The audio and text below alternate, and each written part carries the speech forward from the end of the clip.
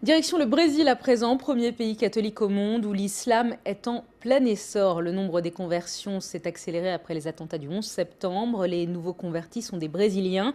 Ils se sentent exclus de la société, ils souffrent du racisme. Notre correspondant Pierre-Ludovic Viola s'est rendu dans la banlieue de Sao Paulo où l'islam se développe à grande vitesse. Reportage.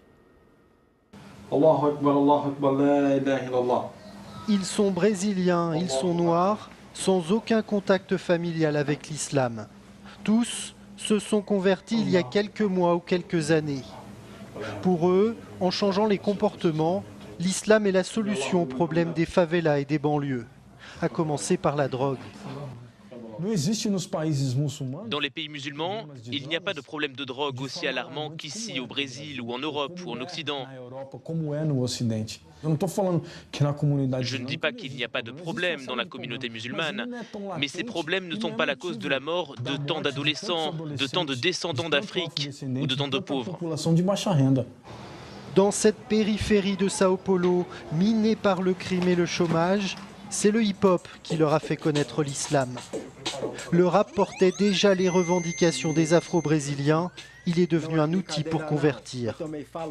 Chegar de preto aprisionado ou em cemitério, pois já não é mistério, tem sido assim no mundo, jovem negro assassinado a cada segundo, e o que eles dizem é inadmissível, é foda ver que o racismo já tá nesse nível, enquanto a gente brinca, a arma deles mata, amando de sionistas que vestem gravata.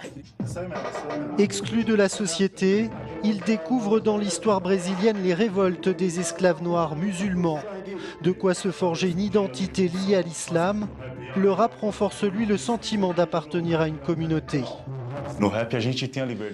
Avec le rap, on a la liberté d'utiliser des expressions qui font partie du quotidien de ces personnes qui ont besoin de l'islam, qui ont besoin de pouvoir dire non à la drogue, non à la guerre avec nos propres frères, et de pouvoir garder la tête haute devant la police sans rien lui devoir.